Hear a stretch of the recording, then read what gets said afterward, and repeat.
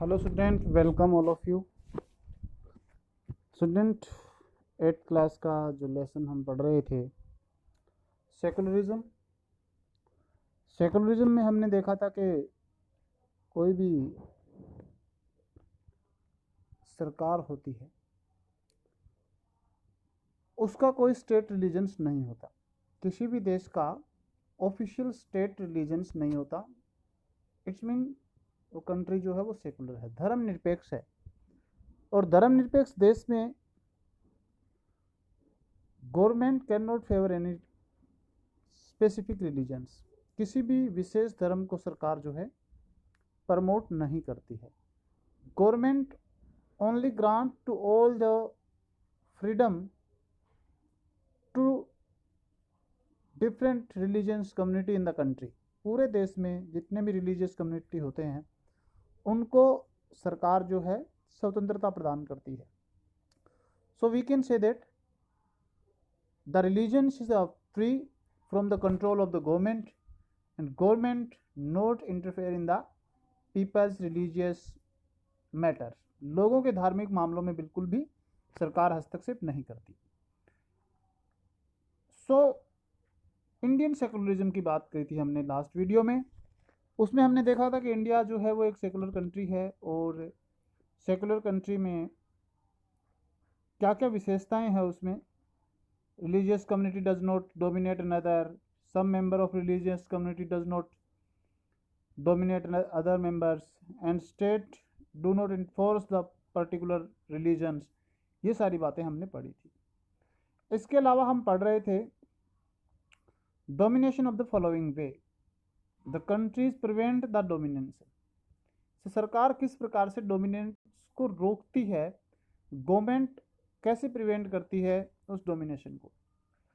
So first one था हमारा, India is adopted a strategy of separation religion from the state. धर्म को बिल्कुल अलग किया गया है सरकार से, स्टेट से, राज्य से। Now second, India also adopted a strategy of non interference of the religious practices in the India to respect the sentiment of all religions. For this purpose Bharat ने एक स्ट्रेटजी अपनाई है, वो non interference with religious practices. धार्मिक गतिविधियों में किसी भी प्रकार का इंटरफेयर नहीं होगा। Respect to this sentiment all religion for this purpose, सभी जो रिलीजन्स है वो इस पर्पज से, सेंटिमेंट से रिस्पेक्टेड है और वो अपना सभी स्वतंत्र तरीके से प्रैक्टिस कर सकते हैं। The state makes certain exception in the law for particular religion community. अब ये इंपॉर्टेंट लाइन है, कहता है कि the state makes certain exceptions in the law. इस कानून में कुछ एक्सेप्शन है, यानी कि कुछ विशेष रियायतें हैं जिनको छोड़ दिया जाए तो धर्म में हस्तक्षेप नहीं करती। जैसे पर्टिकुलर रिलीजियस कम्युनिटी जो है, for example as per the law in Delhi wearing a helmet is essential for the person driving two vehicles. जो भी व्यक्ति दिल्ली में टू व्हीकल चलाता है उसके पास हेलमेट पहनना ज़रूरी है, कोई भी व्यक्ति हो चाहे। But the Sikh has been exempted from this law, लेकिन सिखों को इस कानून से छूट दी गई है। दिस इज बिकॉज, ऐसा इसलिए है, wearing a पगड़ी is a very important part of Sikh religions. अब सिख रिलीजन्स का एक इंपॉर्टेंट पार्ट है पगड़ी धारण करना, सिर पे पगड़ी बांधते हैं, तो इस वजह से हेलमेट नहीं पहना जा सकता, तो इसलिए उनको छूट दी गई है, स्पेशल एग्जेम्पशन है। यानी कि कोई भी जो सिख कम्युनिटी का व्यक्ति है वो हेलमेट नहीं पहना हुआ है तो भी वो कानून का उल्लंघन नहीं माना जाएगा। In the state of Delhi, Delhi की बात कर रहे हैं। So the government can not force the Sikhs to wear a helmet. So the government can not force, अब जो गवर्नमेंट है does not force any Sikh to wear a helmet, सिखों को हेलमेट पहनने के लिए वहां बाध्य नहीं किया जा सकता। तो इस प्रकार का एग्जेम्पशन दिया जा सकता है, छूट दी जा सकती है। इसे हम सेकुलरिज्म पर किसी प्रकार का अतिक्रमण नहीं मानेंगे। सेकुलरिज्म इससे इफेक्ट नहीं होता है। Secularism does not effect by this exemption in the law of making secular state.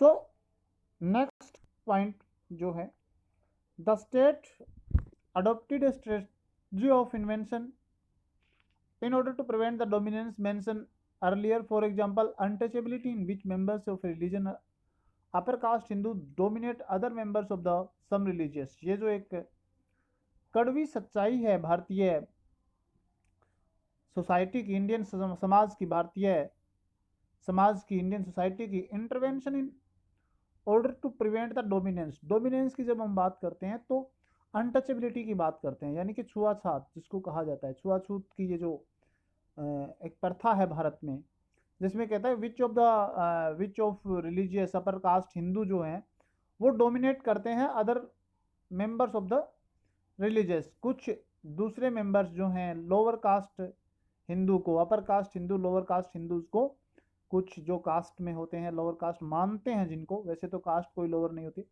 लेकिन वो एक समाज का सिस्टम बना हुआ है। तो इंडियन कॉन्स्टिट्यूशन बेन्स द प्रैक्टिसेस ऑफ अनटचेबिलिटी।